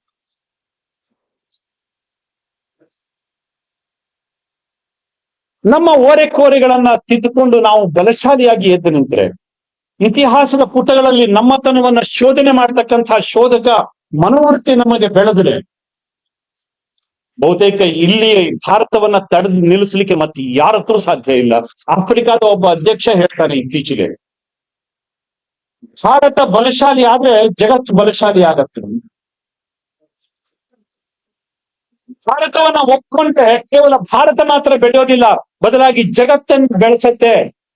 ಇದನ್ನ ಬೇರೆಯವರು ಹೇಳ್ತಾ ಇದ್ದಾರೆ, ನಾವಲ್ಲ. ಏನೋ ಬೇರೆ ಬೇರೆ ಕಾರಣಗಳಿಂದ ಜಗತ್ತು ಅಮೆರಿಕಾದ ಕಡೆ ವಾಲು ಬಿಟ್ಟಿತ್ತೆ, ಅಥವಾ ಮತ್ಯಾವ ಕೆಲವೊಂದು ಕಾರಣಗಳಿಂದ. ಯಾಕೆ? ಒಂದು ಸರಿಯಾದಂತಹ ಆರೋಗ್ಯಕರವಾಗಿರ್ತಕ್ಕಂಥ ಧನಾತ್ಮಕವಾಗಿರ್ತಕ್ಕಂಥ ಕೇಂದ್ರ ಅವರಿಗೆ ಇರಲೇ ಇಲ್ಲ. ಅನ್ಯಾಯ ಮಾಡ್ತಾ ಇದ್ರು ಕೂಡ ಅವರನ್ನೇ ಒಪ್ಕೊಂಡಿದ್ರು, ಅವರಿಂದ ತುಳಿಸ್ಕೊಂಡಿದ್ರು. ಮತ್ತು ಭಾರತ ಎದ್ದು ನಿಲ್ತಾ ಇದೆ, ಅದಕ್ಕೆ ಒಬ್ಬೊಬ್ರೆ ಇವತ್ತು ನಮ್ಮ ಜೊತೆಗೆ ಬರ್ತಾ ಇದ್ದಾರೆ. ಅವ್ರು ಹೇಳ್ತಾ ಇದ್ದಾರೆ, ಭಾರತ ಬಲಶಾಲಿ ಆದ್ರೆ ಜಗತ್ತಿಗೆ ಅಪಾಯ ಇಲ್ಲ, ಜಗತ್ತಿಗೆ ಸುಖ ನೆಮ್ಮದಿ ಶಾಂತಿ ಸಿಗಬೇಕು ಅಂತಂದ್ರೆ ಭಾರತದಿಂದ ಮಾತ್ರ ಅಂತ. ಇತ್ತೀಚೆಗೆ ಟಿವಿಯಲ್ಲಿ ಒಂದು ಡಿಬೇಟ್ ನಡೀತು, ನೀವು ನೋಡಿರ್ಬೋದು. ಕಪಿಲ್ ಸಿಬಲ್ ಮತ್ತು ಶಶಿ ತರೂರ್, ಬಿಜೆಪಿಯವರಿಲ್ಲ ಇದರಲ್ಲಿ. ಶಶಿ ತರೂರ್ ಮತ್ತು ಕಪಿಲ್ ಸಿಬಲ್ ಇಬ್ರು ಕೂಡ ಡಿಬೇಟ್ ಮಾಡ್ತಾರೆ. ಮಾತಾಡ್ತಾ ಸೆಕ್ಯುಲರಿಸಂ ಬಗ್ಗೆ ಕಪಿಲ್ ಸಿಬಲ್ ಪ್ರಶ್ನೆ ಕೇಳಿದ್ರು ಶಶಿ ತರೂರ್ ಹತ್ರ. ತುಂಬಾ ಸುಂದರವಾಗಿ ಉತ್ತರವನ್ನು ಕೊಟ್ರು ಶಶಿ ತರೂರ್. ನಾವು ಇವತ್ತು ಸೆಕ್ಯುಲರ್ ಅಂತ ನಾವು ಭಾವಿಸಿದ್ರೆ ಅದಕ್ಕೆ ಇಲ್ಲಿನ ಹಿಂದೂ ಸಮಾಜ ಕಾರಣ ಅಂತ, ಹಿಂದುತ್ವ ಕಾರಣ. ಹಿಂದುತ್ವ ಅಂತಂದ್ರೆ ಸೆಕ್ಯುಲರೇ ಕಣ್ರಿ. ಹಿಂದೂಗಳಿಗಿಂತ ದೊಡ್ಡ ಸೆಕ್ಯುಲರ್ ಮತ್ತೆ ಯಾವ್ದಿದ್ದಾರೆ? ಜನರು ಈ ದೇಶಕ್ಕೆ ಬಂದ ಈ ದೇಶದ ಇವತ್ತಿನ ಸೆಕ್ಯುಲರ್ನ ಒಡೆದ ಕಿತ್ತೂರಿ ಊಟಕ್ಕಂತೂ ಯಾರು ಇರಲಿಲ್ಲ. ಅವರಿಗೆ ಮೊಟ್ಟ ಮೊದಲ ಮಸೀದಿಯನ್ನ ಕಟ್ಸ್ಕೊಟ್ಟಿದ್ಯಾರು? ಚರ್ಚನ್ನ ಕಟ್ಸ್ಕೊಟ್ಟಿದ್ಯಾರು? ಸೆಕ್ಯುಲರ್ ಬಗ್ಗೆ ಹಿಂದೂಗಳಿಗೆ ಹೇಳ್ತೀರಿ ನೀವು ಕಥೆಯನ್ನ? ಅವತ್ತು ನಿಮ್ಮ ಕಾನೂನಿನ ಪುಸ್ತಕ ಇರ್ಲಿಲ್ಲ ಕಣ್ರಿ. ಇವತ್ತು ಯಾರು ಕೂಡ ಸೆಕ್ಯುಲರ್ ನಮಗೆ ಪಾಠ ನೀಡುವಂತರು ಯಾರು ಇರ್ಲಿಲ್ಲ. ಆದ್ರೆ ಅವರನ್ನ ತೊರೆದು ನಾವು ಇಲ್ಲಿ ಮಸೀದಿಯನ್ನ ಕಟ್ಕೊಟ್ವಿ, ಚರ್ಚ್ ಅನ್ನ ಕಟ್ಕೊಟ್ವಿ. ಇದು ಹಿಂದುತ್ವ, ಇದು ಜಾತ್ಯತೀತತೆ. ಎಲ್ಲಿ ಹಿಂದೂ ಗಟ್ಟಿಯಾಗಿದಾನೋ ಅಲ್ಲಿ ಜಾತ್ಯತೀತತೆ ಇರುತ್ತೆ. ಎಲ್ಲಿ ಹಿಂದೂ ದುರ್ಬಲ ಆಗ್ತಾನೋ ಜಾತ್ಯತೀತತೆ ಹೆಸರಿಗೆ ಮಾತ್ರ. ಕಾಶ್ಮೀರದ ಕಣಿವೆಯಲ್ಲಿ ಜಾತ್ಯತೀತತೆ ಎಲ್ಲಿದೆ ಕಾಣ್ರಿ? ಅದು ಹೋಗ್ರಿ ನಿಮ್ಮ ಡೊಂಗ್ರ ಬಿಟ್ಟಿದ್ರಿ ನೋಡೋಣ ಕಾಶ್ಮೀರದ ಕಣಿವೆಯಲ್ಲಿ.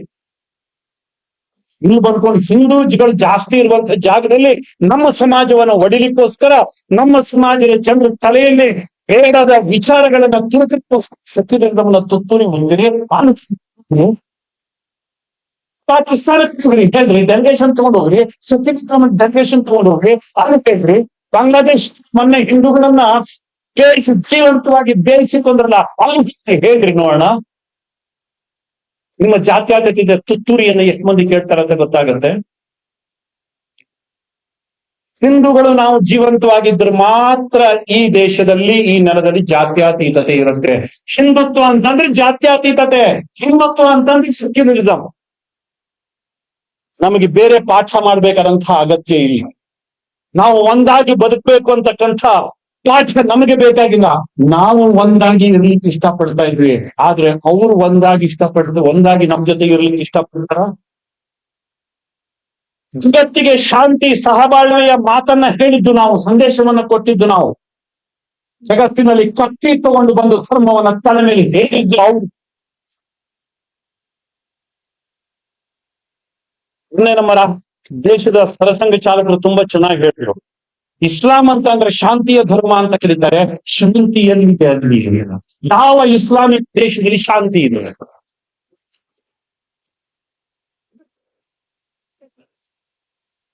ಜನರನ್ನ ಮರಳು ಮಾಡ್ತಕ್ಕಂಥ ಪ್ರಯತ್ನ ಕಟ್ಟಿ ಇವಾಗ ಜಗತ್ತನ್ನ ಮರಳು ಮಾಡ್ತಕ್ಕಂಥ ಪ್ರಯತ್ನ. ಅಮೆರಿಕ ಇವತ್ತು ಉದ್ಧಾರ ಆಗಿದ್ದಿದ್ರೆ, ಅಮೆರಿಕ ಇವತ್ತೇನಾದ್ರು ಸಶಕ್ತ ಆಗಿದ್ದಿದ್ರೆ ಹಿಂದೂಗಳೇ ಕೊಡುಗೆ, ಭಾರತೀಯರ ಕೊಡುಗೆ. ಇವತ್ತು ಅನಿಸ್ತಾ ಇದೆ, ರಷ್ಯಾಕ್ಕೂ ಅನಿಸ್ತಾ ಇದೆ, ಯುರೋಪಿಗೂ ಅನಿಸ್ತಾ ಇದೆ, ಕರೆದು ಇವತ್ತು ಹಾಸಿಗೆಯನ್ನ ಹಾಕ್ತಾ ಇದ್ದಾರೆ. ಈಗ ರೆಡ್ ಕಾರ್ಪೆಟ್ ಹಾಕಿ ಕರೀತಾ ಇದ್ದಾರೆ, ಭಾರತೀಯರೇ ಬನ್ನಿ ಅಂತ, ಭಾರತೀಯರೇ ಬನ್ನಿ ಅಂತ. ಎಲ್ಲರಿಗೂ ಗೊತ್ತಾಗಿದೆ, ಭಾರತೀಯರು ಹೋಗ್ತಾರೋ ಅಲ್ಲಿ ಆ ದೇಶ ಉದ್ಧಾರ ಆಗಿದೆ ಅಂತ ಗೊತ್ತಾಗಿದೆ. ಬೇರೆಯವರೆಲ್ಲ ಕಂಡ್ರಿ ಅಲ್ಲೆಲ್ಲ ಹೋಗಿ ಆ ದೇಶವನ್ನ ಕಟ್ಟಿರ್ತಕ್ಕಂಥ ಹಿಂದೂಗಳು.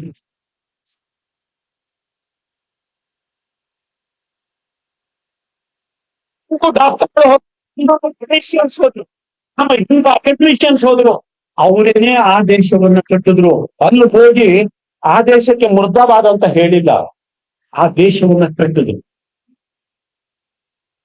ಅವರು ವಾಸಿಸ್ತಾ ಇರತಕ್ಕಂತಹ ನೆಲವನ್ನೇ ತಾಯಿ ಅಂತ ಗೌರವ ಕೊಟ್ರು. ಯಾಕೆ? ನಾವು ಭಾರತ ಮಾತ್ರ ನನ್ನ ತಾಯಿ ಅಂತ ನಾವು ಹೇಳ್ಕೊಟ್ಟಿಲ್ಲ. ಮಾತಾ ಭೂಮಿ ಪಿತ್ರೋಹಂ ಪೃಥಿವ್ಯಾಹ. ಈ ಮಣ್ಣು ನನ್ನ ತಾಯಿ, ನಾನು ಈ ತಾಯಿಯ ಮಗು, ಆ ಮಹಾತಾಯಿಯ ಮಗು ನಾನು. ಈ ಮಣ್ಣಿನ ಬಗ್ಗೆ ನಾವು ಹೇಳಿದ್ವಿ. ಅದು ಅಮೆರಿಕಾದಲ್ಲಿ ನಿಂತ ಹೇಳಿ, ಯುರೋಪ್ದಲ್ಲಿ ನಿಂತ ಹೇಳಿ, ಭಾರತದಲ್ಲಿ ನಿಂತ ಹೇಳಿ, ಭಾರತ ಮಾತ್ರ ನನ್ನ ನೆಲ ಅಂತ ನಾವು ಎಲ್ಲೂ ಕೂಡ ಹೇಳಿಲ್ಲ. ಯಾಕೆ? ಹಿಂದುತ್ವ ನಮ್ಗೆ ಅದನ್ನ ಹೇಳ್ಕೊಟ್ಟಿದೆ. ನಾವು ಎಲ್ಲೋ ಒಂದು ಪೂಜಾ ಸಂಪ್ರದಾಯಕ್ಕೆ ಬದ್ಧರಾಗಿರ್ತಕ್ಕಂಥವ್ರಲ್ಲ. ಚಾರ್ವಾಕನನ್ನು ಗೌರವಿಸಿದ್ದೀವಿ, ಜನರನ್ನು ಕೂಡ ಗೌರವಿಸಿದ್ವಿ. ಇತ್ತೀಚೆಗೆ ಬ್ರಾಹ್ಮಣವಾದ ಮತ್ತು ಮನುವಾದದ ಬಗ್ಗೆ ಭಾರಿ ದೊಡ್ಡ ಚರ್ಚೆ ನಡೆದಿದೆ. ಟಿವಿಯಲ್ಲಿ, ಅಲ್ಲಿ ಇಲ್ಲಿ ಎಲ್ಲಾ ಕಡೆ.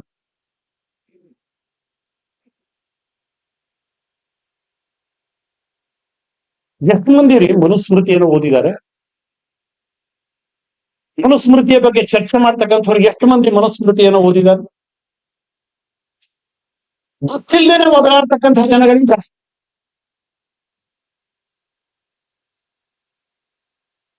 ನಮ್ಮ ದೇಶದ ಋಷಿ ಪರಂಪರೆ ಏನಿದೆ, ಅದು ವಸಿಷ್ಠರಾದಿಯಾಗಿ ಋಷಿ ಪರಂಪರೆ ಏನಿದೆ, 190 ಜನ ಅವ್ರು ಯಾರು ಬ್ರಾಹ್ಮಣರು, ಅವರೆಲ್ಲರೂ ಕೂಡ ಹಿಂದುಳಿದ ಸಮಾಜದಿಂದ ಬಂದಿರ್ತಕ್ಕಂಥವ್ರು. ನಮಗೆ ಇವತ್ತು ಯಾರದೋ ಫೋಟೋ ಕಾಣುತ್ತೆ ನಮ್ಮ ಸಮಾಜದ ಪ್ರಮುಖರು ಅಂತ. ಆದ್ರೆ ಈ ದೇಶಕ್ಕೆ, ಈ ಜಗತ್ತಿಗೆ ವೇದಗಳನ್ನ ವಿಂಗಡಿಸಿ ಕೊಟ್ಟಿರ್ತಕ್ಕಂಥ ವ್ಯಾಸರು ಮೀನುಗಾರರ ಮಗ. ವ್ಯಾಸ ಬೋಯಿತಿಯ ಮಗ ಅಂತ ಬಸವಣ್ಣನವರೇ ಹೇಳ್ತಾರೆ. ವೇದಗಳನ್ನ ವಿಂಗಡಿಸಿ ಕೊಟ್ಟಿರ್ತಕ್ಕಂಥವ್ರು ವ್ಯಾಸ ಮೀನುಗಾರರ ಮಗ. ವಸಿಷ್ಠ ಯಾರೇ ಆದ್ರೂ ಕೂಡ, ಯಾರೇ ಋಷಿಮುನಿಗಳು ತಪಸ್ಸು ಮಾಡಿ ಅವರಿಗೆ ಬ್ರಹ್ಮರ್ಷಿ ಅಂತ ಬಿರುದನ್ನು ಪಡ್ಕೋಬೇಕು ಅಂತಂದ್ರೆ ವಸಿಷ್ಠರ ಹತ್ರ ಹೋಗ್ಬೇಕಿತ್ತು. ವಸಿಷ್ಠ ವೇಶ್ಯೆಯ ಮಗ, ಜಾತಿಯೇ ಗೊತ್ತಿರ್ಲಿಲ್ಲ. ಅವರ ಹೆಂಡತಿ ಅರುಂಧತಿ ಮಾದಿಗರ ಹೆಣ್ಣು ಮಗಳು. ಇವತ್ತು ಕೂಡ ಮದುವೆ ಆದ ನಂತರ ಅರುಂಧತಿ ವಸಿಷ್ಠ ನಕ್ಷತ್ರವನ್ನ ಎಷ್ಟೋ ಮನೆಗಳಲ್ಲಿ ತೋರಿಸ್ತಾರೆ, ಸಂಪ್ರದಾಯ. ಋಗ್ವೇದದಲ್ಲಿ ಐತರೇಯ ಬ್ರಾಹ್ಮಣ ಅಂತ ಬರುತ್ತೆ, ಒಂದು ಭಾಗ ಬರುತ್ತೆ. ಆ ಐತರೇಯ ಮಹರ್ಷಿ ಆತ ಅತ್ಯಂತ, ನೀವು ಕೆಳಗಡೆಯಿಂದ ಕೆಳಗಡೆ ಹೇಳ್ತಕ್ಕಂಥ ಜಾತಿಯಿಂದ ಬಂದಿರತಕ್ಕಂಥವನು ಐತರೇಯ. ಅವನು ಋಗ್ವೇದದ ಮಂತ್ರಗಳನ್ನ ಕಂಡುಕೊಂಡ. ಐತರೇಯ ಬ್ರಾಹ್ಮಣ ಅಂತ ಒಂದು ಸಾಗಣೆ ಇದೆ.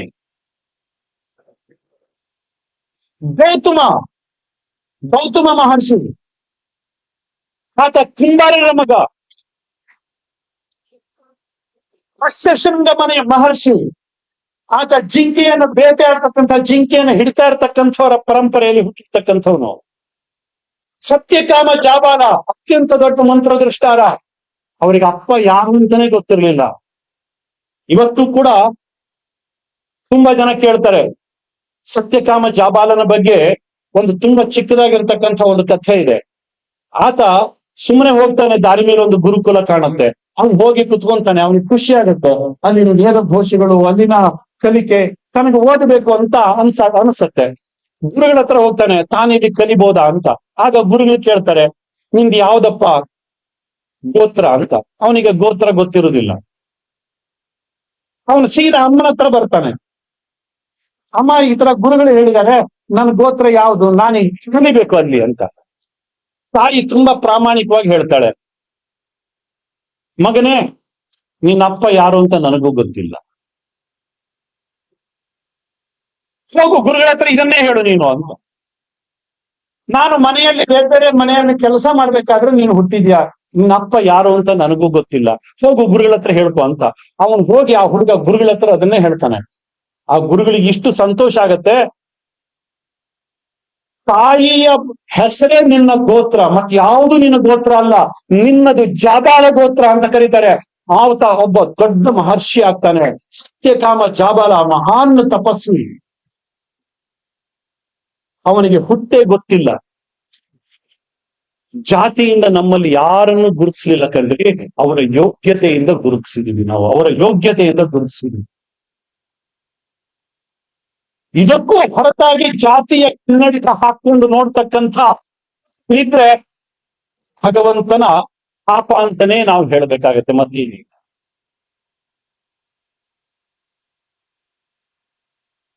90% ಋಷಿ ಮುನಿಗಳು ಬ್ರಾಹ್ಮಣರೇ ಅಲ್ಲ. ವಾಲ್ಮೀಕಿ ಎಷ್ಟಿ ಸಮುದಾಯಕ್ಕೆ ಸೇರಿರ್ತಕ್ಕಂಥವನು. ನನಗೆ ಜಾತಿ ಇಲ್ಲ, ಆದ್ರೆ ಎಲ್ಲರ ಕಣ್ಣುಗಳು ಜಾತಿಯಿಂದನೇ ಸಮಾಜವನ್ನು ನೋಡ್ತದಲ್ಲ, ಅದಕ್ಕೂ ಅದೇ ಭಾಷೆಯಲ್ಲಿ ನಾನು ಮಾತಾಡ್ಬೇಕಲ್ಲ, ಇಲ್ಲದ್ರೆ ಅರ್ಥ ಆಗೋದಿಲ್ಲ.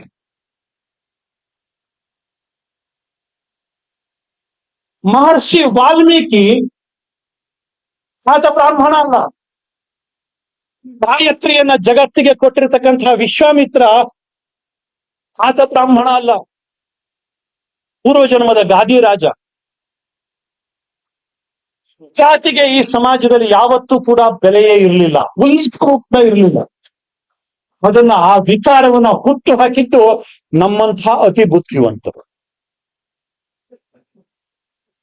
ಅವನು ಮೇಲೆ, ಅವನು ಕೆಳಗಡೆ, ಅವನು ಹಾಗೆ, ಇವನು ಹೀಗೆ ಇಲ್ಲದನ್ನ ನಾವು ಹುಟ್ಟು ಹಾಕಿದ್ದು ನಮ್ಮಂತ ಅತಿ ಬುದ್ಧಿವಂತರು, ಮತ್ಯಾರು ಅಲ್ಲ. ಈ ಸಮಾಜ ಅದಕ್ಕೆ ಬೆಲೆ ಕೊಟ್ಟಿರಲಿಲ್ಲ.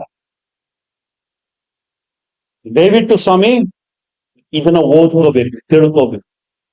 ನಮ್ಮ ಪರಿಚಯ ನಮಗೆ ಆಗಬೇಕು ಅಂತಂದ್ರೆ ಈ ರೀತಿಯ ಗ್ರಂಥಗಳನ್ನು ಓದಬೇಕು, ಇತಿಹಾಸವನ್ನ ತಿಳ್ಕೋಬೇಕು. ಇತಿಹಾಸದಲ್ಲಿ ಏನ್ ಹೇಳಿದ್ದಾರೆ? ಅಕ್ಬರ್ ಮಹಾಪುರುಷ, ದಂಡೆತ್ತಿ ಬಂದ್ರು, ಸಿಕಂದರ್,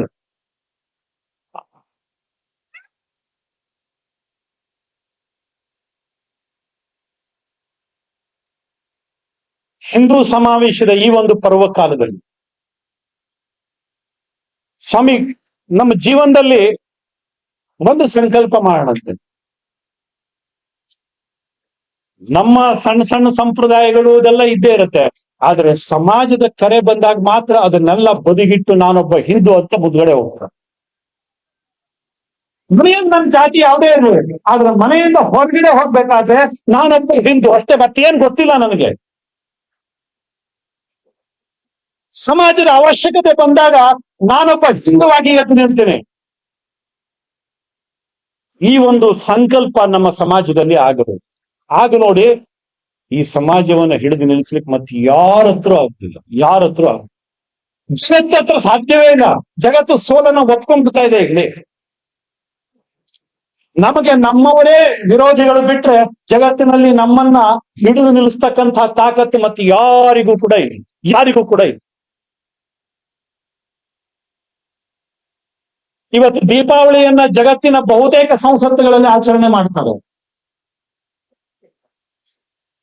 ಗಣಪತಿ ಉತ್ಸವ ಕೇವಲ ನಾವು ಮಾಡುದಿಲ್ಲ ಕಣ್ರಿ, ಆಫ್ರಿಕನ್ನರ ಆ ಉತ್ಸಾಹವನ್ನ ನೋಡಿದ್ರೆ ಗಣಪತಿ ಉತ್ಸವ ಮಾಡ್ಲಿಕ್ಕೆ ನಮಗೆ ನಾವು ನಿಜಕ್ಕೂ ಹಿಂದೂಸ್ತಾನದಲ್ಲಿ ಇದೀವೋ ಅಂತ ಹೇಗೋ ಅಂತ ಅನ್ಸ್ಬಿಡುತ್ತೆ. ಅಷ್ಟೊಂದು ದೊಡ್ಡ ಪ್ರಮಾಣದಲ್ಲಿ ಗಣಪತಿ ಉತ್ಸವವನ್ನು ಆಫ್ರಿಕಾದಲ್ಲಿ ಮಾಡ್ಲಿಕ್ಕೆ ಶುರು ಮಾಡಿದ್ದಾರೆ. ಶ್ರೀಕೃಷ್ಣರ ರಥೋತ್ಸವ ನಾವು ಇವತ್ತು ಎಲ್ಲೋ ಒಂದ್ ಕಡೆ ದೇವಸ್ಥಾನ ಇದ್ದಲ್ಲಿ ಮಾತ್ರ ರಥೋತ್ಸವ ಅಂತ ಮಾಡ್ತೀವಿ. ವರ್ಷ ಪೂರ್ತಿ ರಷ್ಯಾದಲ್ಲಿ ಶ್ರೀಕೃಷ್ಣನ ರಥೋತ್ಸವ ನಡೆಯುತ್ತೆ. ಯುರೋಪದಲ್ಲಿ ಸ್ಕ್ಯಾಂಡಿನೇವಿಯನ್ ಕಂಟ್ರೀಸ್ ಗಳಲ್ಲಿ ನಡೆಯುತ್ತೆ. ವರ್ಷ ಪೂರ್ತಿ ಕೃಷ್ಣನ ರಥೋತ್ಸವ ನಡೆಯುತ್ತೆ.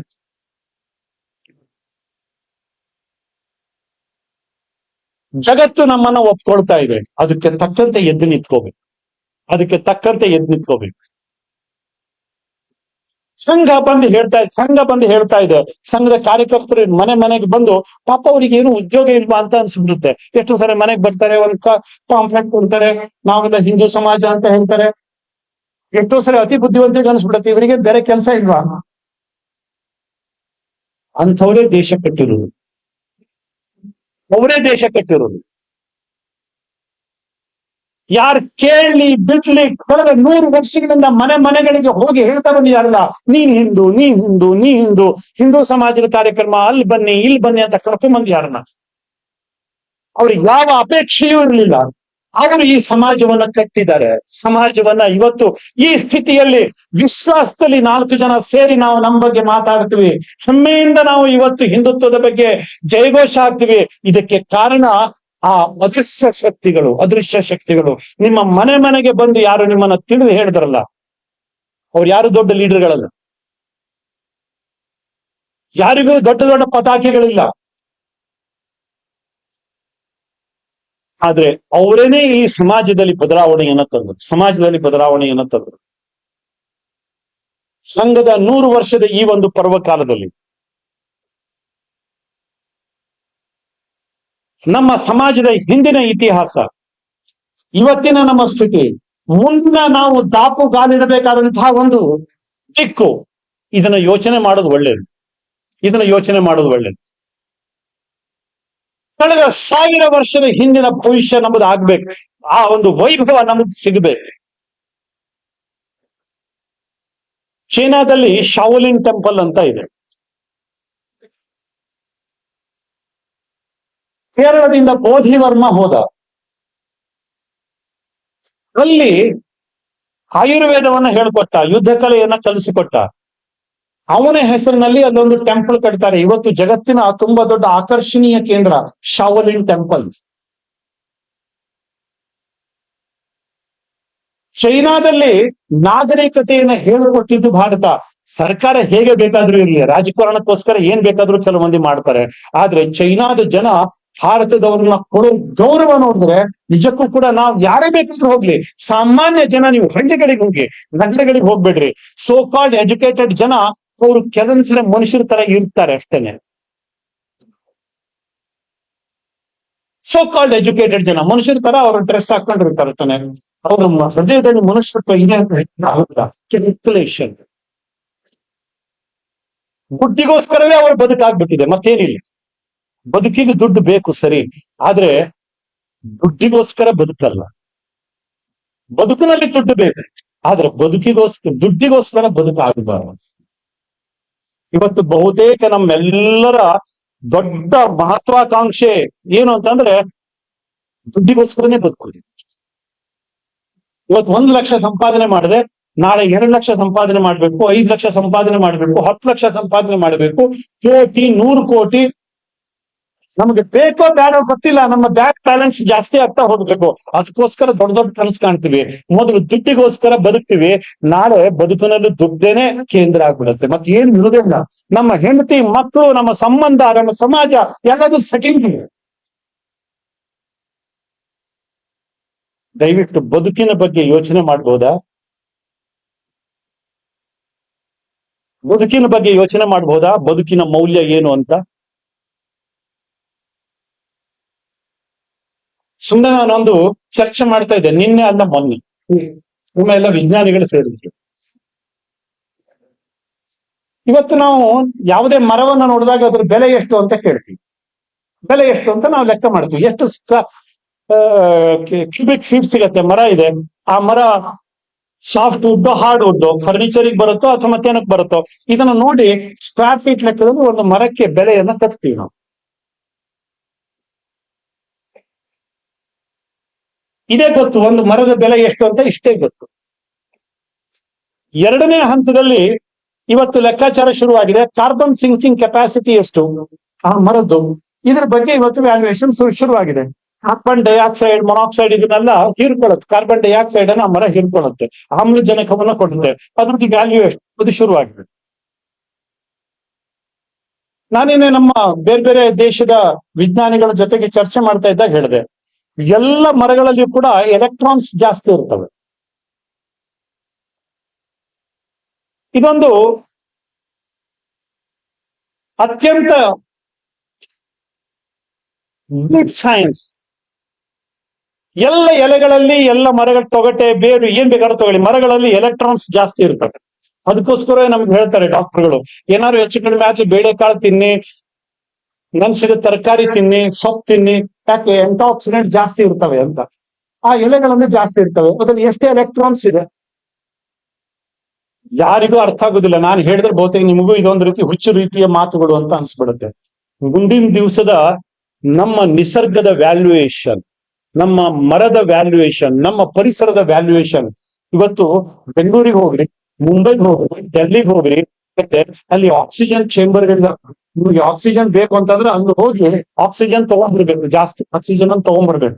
ಅದಕ್ಕೋಸ್ಕರ ದುಡ್ಡು ಕೊಡ್ಬೇಕು ನೀವು, 1 ತಾಸಿಗೆ 2 ತಾಸಿಗೆ ಅಂತ. ಆಕ್ಸಿಜನ್ ಬೆಡ್ ಅಂತ ಸಿಗ್ತವೆ. ಪ್ರಾಣವಾಯುವಿಗೂ ಕೂಡ ಬರಿ ತಪ್ಪಿಸ್ತಕ್ಕಂತಹ ದಿನಗಳು ಮುಂದ್ಗಡೆ ದೂರ ಇಲ್ಲ. ಇದೇ ರೀತಿ ಮರಗಳನ್ನ ಕಡಿತಾ ಹೋಗಿ, ಇದ್ರ ಜೊತೆಗೆ ನಾವು ಬದುಕನ್ನ ಬೆಳೆಸ್ಕೊಂಡು ಬಂದಿರ್ತಕ್ಕಂಥ ಸಮಾಜ ಇದೇ ಹಿಂದುತ್ವ ಕಣ್ರಿ. ಶಾಲ್ ಹಾಕೊಂಡು ತಿರುಗೋದು, ಕುಂಕುಮ ಹಚ್ಕೊಳ್ಳೋದು, ದೊಡ್ಡ ಜಯಘೋಷ ಹಾಕೋದು, ಎಲ್ಲೋ ಎದುರುಗಡೆ ಹೋಗಿ ಅಡ್ಡ ಬೀಳೋದು ಸ್ವಾಮಿಗಳಿಗೆ, ಇದಷ್ಟು ಹಿಂದುತ್ವ ಅಲ್ಲ. ಬದಲಾಗಿ ನಾನು ಬದುಕಬೇಕು, ನನ್ನ ಜೊತೆ ಪರಿಸರವು ಬದುಕಬೇಕು, ನಾನು ಸಂಪ್ರದಾಯ ಬದುಕಬೇಕು, ಇಲ್ಲಿ ಸಮಸ್ತ ವಿಶ್ವವು ಬದುಕಬೇಕು. ತ್ವನ್ವಂತ ವಿಶ್ವಮಾರ್ಯಂ ವಸುದೈವ ಕುಟುಂಬಕಂ, ಈ ಪರಂಪರೆಯಿಂದ ಬಂದಿರತಕ್ಕಂಥವ್ರು. ಅದು ಹಿಂದುತ್ವ. ಈ ಒಂದು ಹೊಸ ಯೋಚನೆಯನ್ನ ಇಟ್ಕೊಂಡು ಮುಂದಿನ ದಿವಸಗಳಲ್ಲಿ ನಮ್ಮ ಸಮಾಜದ ಚಿಂತನೆಯನ್ನ ನಾವು ನಡೆಸುವಂತವರು ಆಗಬೇಕು.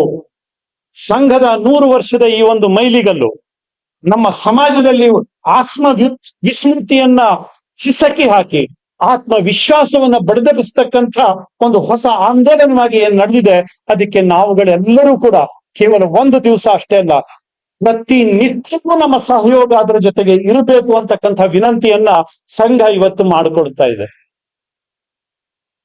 ಸಂಘ ಭಾರಿ ಗಟ್ಟಿ ಆಗ್ಬೇಕು, ಅದಕ್ಕೋಸ್ಕರ ಮಾಡ್ಬೇಕು ಅಂತಲ್ಲ, ನಮಗೋಸ್ಕರ ಸಂಘ ಹೇಳ್ತಾ ಇದೆ, ನಮಗೋಸ್ಕರ ಸಂಘ ಹೇಳ್ತಾ ಇದೆ. ನಾವು ಗಟ್ಟಿ ಇದ್ರೇನೆ ನಮ್ಮ ಉಸಿರು ಗಟ್ಟಿ ಇರುತ್ತೆ. ಭಟ್ಕಳದ ಜನರಿಗೆ ಇದರ ಬಗ್ಗೆ ಸ್ಪಷ್ಟವಾಗಿ ನಾನು ಬೇರೆ ಮಾತುಗಳಲ್ಲಿ ಹೇಳಬೇಕಾಗಿಲ್ಲ. ಅದರ ಒಂದೊಂದು ಅಕ್ಷರದ ಅರಿವು ಇಲ್ಲಿದೆ. ನಾವು ಗಟ್ಟಿಯಾಗಿದ್ರೇನೆ, ನಾವು ಒಂದಾಗಿದ್ರೇನೆ ನಮ್ಮ ಬದುಕಿಗೆ ಇಲ್ಲಿ ಭರವಸೆ. ಅದಿಲ್ಲ ಅಂತಂದ್ರೆ ಏನಾಗತ್ತೆ? ಗೋವಿಂದೋ ಗೋವಿಂದಾನಿ ಗೋವಿಂದ ಅಲ್ವಾ? ನಾವು ಹೊಡೆದ್ರೆ ಏನಾಗತ್ತೆ? ಗೋವಿಂದೋ ಗೋವಿಂದಾನಿ ಗೋವಿಂದ. ಹ ಅದು ಆಗ್ಬೇಕಾ? ಹಾಗಾದ್ರೆ ಒಂದಾಗಿ ಎದ್ ನಿಂತ್ಕೋಬೇಕು, ಒಂದಾಗಿ ನಿಂತ್ಕೋಬೇಕು.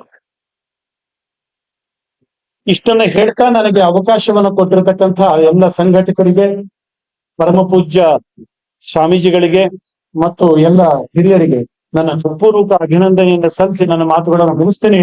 ಒಂದೇ ಒಂದೇ ಒಂದೇ ಯಾವುದೇ ಕನಸನ್ನ ಅರ್ಥವನ್ನ ಹುಡ್ಕೊಂಡು ಬಂದಿರತಕ್ಕಂಥ ಜನರಿಗೆ ನಿರಾಸೆ ಆಗಿದೆ.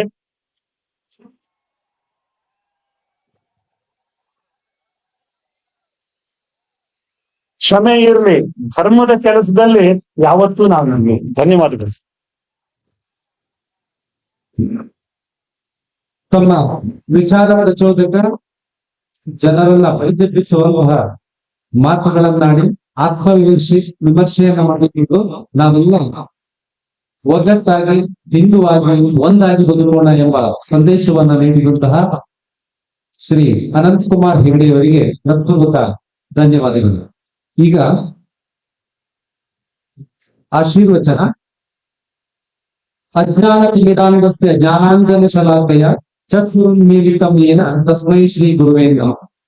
ದಯಮಾಡಿ ಯಾರು ನಿರ್ಗಮಿಸಬಾರದು. ಇನ್ನು ಪ್ರಬಂಧಕರು ಆ ವ್ಯವಸ್ಥೆಯನ್ನು ಮಾಡಬೇಕು. ಕೆಲವೇ ಕಾರ್ಯಕ್ರಮಗಳಿವೆ, ಆಶೀರ್ವಚನ ಇದೆ, ಒಂದೇ ಮಾತ್ರ ಸಂಗೀತ ಇದೆ. ದಯಮಾಡಿ ಎಲ್ಲರೂ ಈ ಕಾರ್ಯಕ್ರಮವನ್ನ ಸಂಪೂರ್ಣವಾಗುವವರೆಗೆ ನಿಂತುಕೊಂಡು ನಮ್ಮೊಂದಿಗೆ ಸಹಕರಿಸಬೇಕು ಅಂತ ವಿನಂತಿಸಿಕೊಳ್ತಾ ಇದ್ದೇವೆ. ಈಗ ಗುರುಗಳ ಆಶೀರ್ವಚನ ಶ್ರೀ ಶ್ರೀ ಶ್ರೀ ಮೋಹನದಾಸ ಪರಮಹಂಸ ಸ್ವಾಮೀಜಿಯವರೇ. ಸರ್ವಮಂಗಲ ಮಾನವ್ಯೆ ಶಿವೆ ಸರ್ವಾರ್ಥ ಸಾರ ಶರಣ್ಯ ತ್ರಯಂಬಕೆ ಗೌರಿ ನಾರಾಯಣ ನಮಸ್ತೆ. ಶರಣಾಗತಿ ದೀನಾರ್ಥ ಪರಿತ್ರಾಣ ಪಾರಾಯಣಿ ಭಕ್ತಾಭಿಷ್ಟೇ ದೇವಿ ಶಕ್ತಿರೂಪ ಸನಾತನು ಗುಣಾಶ್ರಯ ಗುಣಮಯ ನಾರಾಯಣ. ಹಿಂದೂ ಸಂಗಮ ಕಾರ್ಯಕ್ರಮ ಇವತ್ತು ದೇಶಾದ್ಯಂತ ಎಲ್ಲಾ ಭಾಗದಲ್ಲಿ ನಡೀತಾ ಇದೆ. ರಾಷ್ಟ್ರೀಯ ಸ್ವಯಂ ಸೇವಕ ಸಂಘ 100 ವರ್ಷಗಳ ಕಾಲ ಹಿಂದೆ ಇತಿಹಾಸದಲ್ಲಿ ಆದಂತ ಶೋಷಣೆ, ಅಂಧಶ್ರದ್ಧೆ, ಮೂಢನಂಬಿಕೆ, ಗುಲಾಮ ಪದ್ಧತಿಯಲ್ಲಿ ಬದುಕುವಂತ ಸ್ವಾಭಿಮಾನ ಇಲ್ಲದೆ ಬದುಕುವಂತ ರೀತಿಗೆ ಪುಷ್ಟಿ ಕೊಡತಕ್ಕಂತ, ಅಮಾಯಕರು ಬಲಿಯಾಗತಕ್ಕಂತ ಸಂಕಷ್ಟದ ದಿವಸದಲ್ಲಿ ಇದನ್ನು ಎಚ್ಚರಿಸುವಂತ ಪ್ರಯತ್ನ ಬಹಳಷ್ಟು ವರ್ಷದಿಂದ ಮಾಡ್ತಾ ಬಂದಿದೆ. ಬಂಧುಗಳೇ, ಇವತ್ತು ಹಿಂದೂ ಸಂಗಮದಲ್ಲಿ ಕಡೆಗೆ ಒಂದೇ ಮಾತನ್ನು ಹಾಡ್ಲಿಕ್ಕೆ ಇದಕ್ಕೆ ಹೇಳೋದು, ಯಾರನ್ನಾದ್ರೂ ತುಲಾಭಾರ ಮಾಡಬಹುದು, ಕಪ್ಪೆಯಲ್ಲಿ ತುಲಾಭಾರ ಮಾಡಲಿಕ್ಕೆ ಕಷ್ಟ. ಕಪ್ಪೆಯನ್ನು ತುಲಾಭಾರ ಮಾಡ್ತಾ ಇದ್ರೆ ಅದು ಮತ್ತೆ ಹಾರತಾ ಹೋಗ್ತದೆ. ತುಲಾಭಾರ ಮಾಡೋದೇ ಕಷ್ಟ. ಎಲ್ಲರೂ ಅರ್ಥ ಮಾಡ್ಕೊಳ್ಬೇಕು.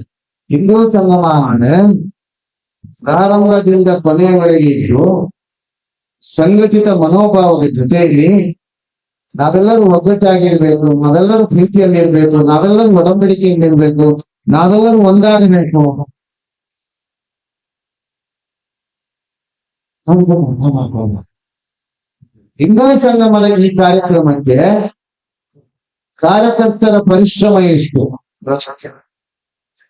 ಎಷ್ಟು ತಿಂಗಳಿಂದ ಅವರು ಪರಿಶ್ರಮ ಪಟ್ಟಿದ್ರು. ಇಷ್ಟು ಜನ ಸೇರಿಸ್ಬೇಕು ಅಂತಾದ್ರೆ, ಹಿಂದೂಗಳು ಒಟ್ಟು ಮಾಡ್ಬೇಕು ಅಂತಾದ್ರೆ ದುಡಿತಾ ಇದೆ, ದುಡಿತಾ ಇದೆ, ಮಾನವೀಯ ಮೌಲ್ಯ ಇದೆ, ಮಾನವೀಯತೆಯ ಪ್ರಭಾವ ಇದೆ. ಇದನ್ನು ಮೊದಲು ಹಿಂದೂಗಳು ಅರ್ಥ ಮಾಡ್ಕೊಳ್ಬೇಕು. ಅನಂತ ದೇವರು ಬಹಳ ಚೆನ್ನಾಗಿ ಹೇಳಿದ್ರು, ನಾವು ಸೋತದ್ದೀವಿ ಅಂತ ಹೇಳಿದ್ರೆ ಪರಕೀಯರು ಈ ದೇಶವನ್ನು ಬಹಳಷ್ಟು ಸಲ ಆಕ್ರಮಣ ಮಾಡಿದ್ರು. ಬಹಳಷ್ಟು ನಾಗರಿಕತೆಗಳು ಏನೋ ನಮ್ಮ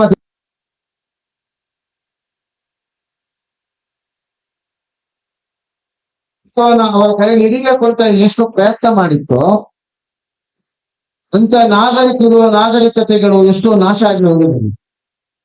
ಆದರೆ ಈ ದೇಶದಲ್ಲಿರತಕ್ಕಂತ ಹಿಂದೂ ರಾಷ್ಟ್ರ ಹಿಂದೂಗಳು ಇವತ್ತಿಗೂ ಇದ್ದಾರೆ, ಇನ್ನು ಮುಂದೆಯೂ ಇರ್ತಾರೆ. ಈ ಜಗತ್ತಿರುವಷ್ಟು ಕಾಲ ಇದ್ದೇ ಇರ್ತಾರೆ. ಅಲ್ಲಿ ತನಕ ಇಲ್ಲದೇ ಇದ್ರೆ ಜಗತ್ತೇ ಇಲ್ಲ ಅಂತ ಆಗ್ತದೆ.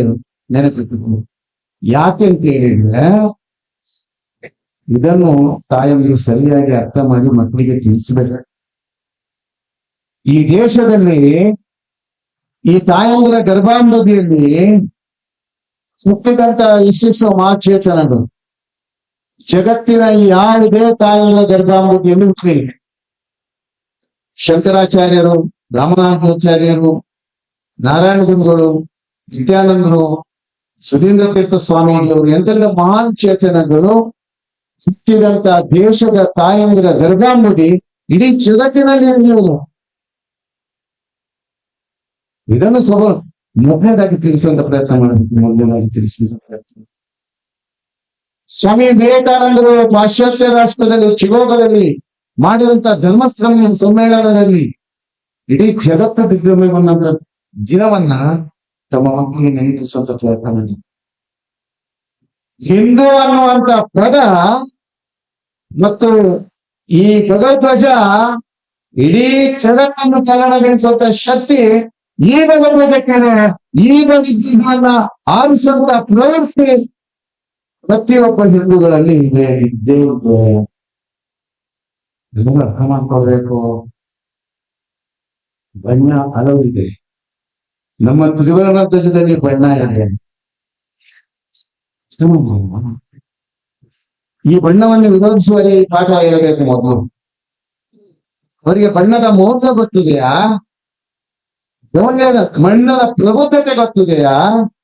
ಬಣ್ಣ ಎಲ್ಲವೂ ಎಲ್ಲರಿಗೂ ಬೇಕಾದಂತ ಕಾಲದಲ್ಲಿ ಎಲ್ಲರಿಗೂ ಬೇಕೇ ಆಗಿರುವಂತ ಬಣ್ಣಗಳು. ಅದನ್ನು ಯಾರಿಗಿಂತ ವಿರೋಧ ಮಾಡುವುದಕ್ಕಿಂತ ನಮ್ಮಲ್ಲಿರತಕ್ಕಂತ ದೌರ್ಬಲ್ಯಗಳನ್ನ ಅರಿತುವ